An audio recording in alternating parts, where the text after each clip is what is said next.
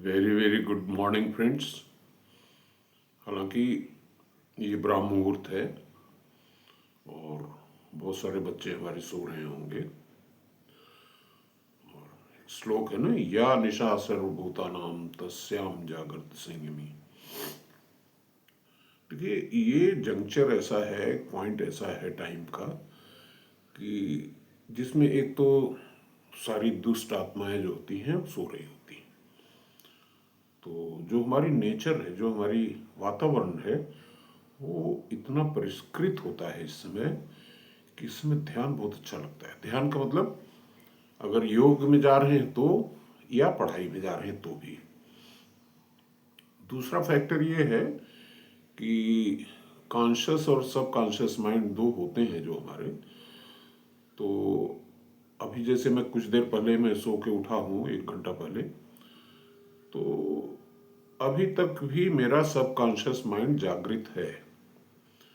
सोते टाइम तो वो जागृत था ही, सपने देख रहा था। और जब मैं सोने से उठा तो अचानक से तो सुसुप्तावस्था में चला नहीं जाएगा, वो कुछ देर जागृत रहेगा। And this is that time कि इस समय जो भी आपने थिंकिंग किया या जो स्टडी किया, जो ग्रेस्प किया, वो घुस गया आपके दिमाग में, वो फिर निकलने वाला नहीं है। दोस्तों, इस चैनल के माध्यम से जो मेरा पर्पस है, देखिए मैं 1970 का रुड़की एंट्रेंस का सेकंड पोजीशन होल्डर हूँ। और जैसा कि आपको मालूम है कि उसमें भी कोचिंग होती रही होगी, but I was a village boy, I never knew about coaching. उस समय हम लोगों के टाइम में कुछ बाजार में पुस्तकें आती थी जिसका नाम होता था मेडिजी। तो मेडिजी को बहुत ही गिरी निगाह से देखते थे मेरिटोरियस स्टूडेंट्स लाइक मी, कि अगर मेडिजी पढ़ के पास हुए तब फिर क्या पास हुए। क्लासरूम की पढ़ाई को ही पढ़ाई मानते थे। और focus of course was there. और उस दौर में हमारे पास रेडियो भी होता था। ऑफ कोर्स ईयरफोन तो नहीं होता था उस समय ज़माने में। और सोनी के जो गैजेट्स आए, वॉकमैन, वो बाद में आए। इट वाज, इवन इफ उनका आविष्कार हो चुका होगा, लेकिन इंडिया में खासतौर से एक विलेज बॉय के लिए उपलब्ध नहीं थे उस समय। Excuse me. तो इस चैनल पे जो मुख्य उद्देश्य है, चूँकि रोजगार सृजन से लेकर के education, skill development, triple E जैसा कि मैं इसको बोलता हूँ, और अभी 4E करके एक इन्वायरमेंट भी और इसमें ऐड कर दिया गया। तो ये 4 सब्जेक्ट मैं कवर करता हूँ। और मैं इतना बता दूँ कि चाहे वो जॉइंट एंट्रेंस एग्ज़ाम हो आईआईटी के लिए, नीट हो या आईएएस कोचिंग हो, इन सब के तमाम विषयों के ऊपर भी मैं प्रकाश डालता हूँ। और जिस विषय को मैं कवर करता हूँ उसके लिए शायद कहीं और जाने की जरूरत नहीं। दोस्तों, अभी पिछला लेक्चर मैंने फोकस पे दिया था। फोकस क्या, कम्युनिकेशन पे दिया था। और कम्युनिकेशन और फोकस दो बड़े महत्वपूर्ण इंग्रेडिएंट्स हैं किसी भी छात्र के लिए।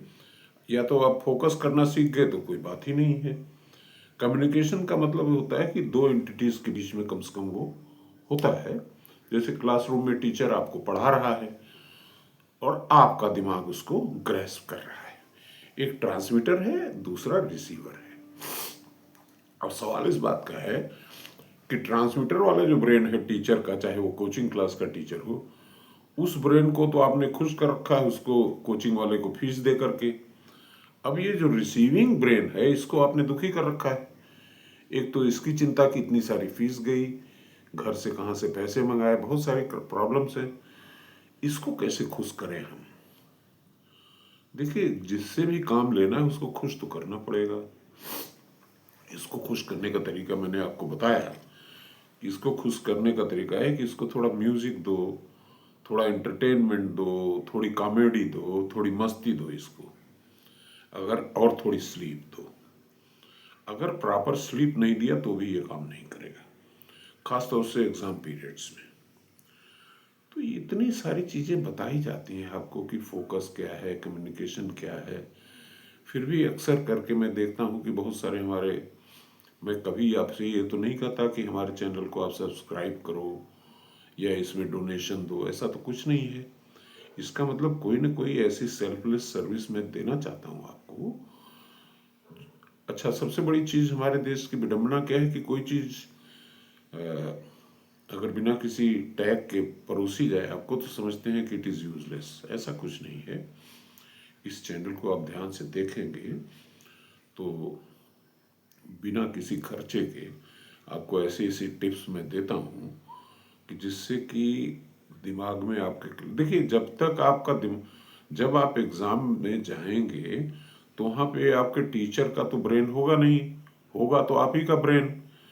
अब इस ब्रेन ने जितना ग्रेस्प किया, और आपको हिंट देने के लिए भी वहाँ टीचर नहीं मिलेगा, तो आपको भरोसा अपने ब्रेन पे ही रखना पड़ेगा। इसी को तैयार करना पड़ेगा और देखना पड़ेगा कि ये चीज़ों को ग्रेस्प कैसे करता है और फिर दोबारा पूछे जाने पे उसका उत्तर कैसे, कितनी प्रॉपर्नेस से दे पाता है। इसलिए फोकस आप अपने आप पे कीजिए, अपने ब्रेन पे कीजिए, and try to keep on testing your capability time to time. कम से कम हर हफ्ते एक क्वेश्चन पेपर जरूर सॉल्व करिए आप, और एक लिमिटेड टाइम स्पैन में, तभी आपको करिकुलम में सफलता मिलेगी।